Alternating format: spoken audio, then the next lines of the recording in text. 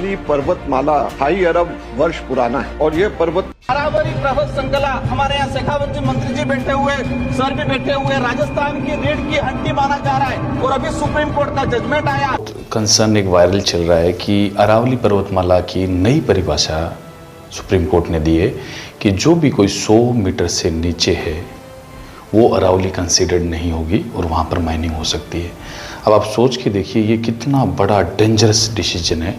अगर ऐसा हो गया, मान लो अभी तो कोर्ट के अंदर से वहाँ से परिभाषा जारी हुई है, मान लो सोता ये हो भी गया, तो आप सोच के देखना इतना जो पुरानी अपनी जो अरावली पर्वतीय श्रृंखला है, अरावली पर्वतमाला, वो खत्म हो जाएगी।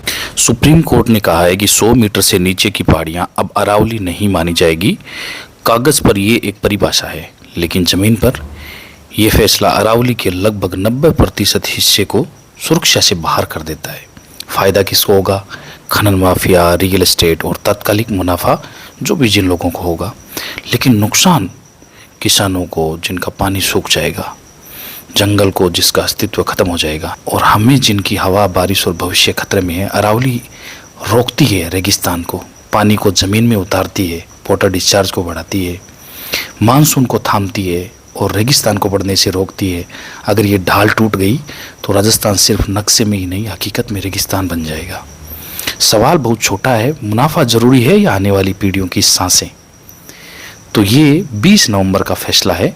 सुप्रीम कोर्ट, पर्यावरण, वन एवं जलवायु परिवर्तन मंत्रालय MOEFCC, सुप्रीम कोर्ट का हाल ही निर्णय आया है कि अरावली पहाड़ियों की नई परिभाषा को मंजूरी दी गई है। केवल वही भूभाग अरावली माना जाएगा जिसकी ऊंचाई कम से कम 100 मीटर हो। यह परिभाषा केंद्र सरकार की समिति MOEFCC की सिफारिशों पर आधारित है। तो इसका मतलब क्या है? 100 मीटर की न्यूनतम ऊंचाई जो स्थानीय ऊंचाई है, कम से कम वो अनिवार्य होनी चाहिए। उससे अगर नीचे होगी तो अरावली कंसिडर नहीं की जाएगी। इसका मतलब डिटेल साइंटिफिक जो मैपिंग है उसकी ये कराया जाए, ये कोर्ट ने बोला है, और सस्टेनेबल माइनिंग प्लान तैयार किया जाए, और जो नई खनन लीज है उस पर रोक लगा दिए, और उसके बाद में जब ये डिटेल साइंटिफिक मैपिंग हो जाएगी उसके बाद में इसको खनन किया जाएगा यहाँ पर।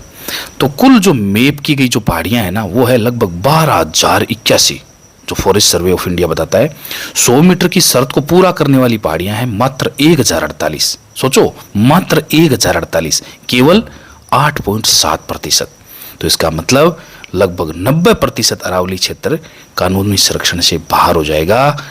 लेकिन इकोलॉजी से जुड़ी जो पहाड़ियां संरक्षण से बाहर हो जाएगी तो खनन और रियल एस्टेट की गतिविधियां बढ़ेगी, और पर्यावरण सुरक्षा से दशकों पुराने ढांचे का, कहने का मतलब अपन बहुत ज़्यादा कमज़ोर हो जाएंगे। मरुस्थल का विस्तार रोकने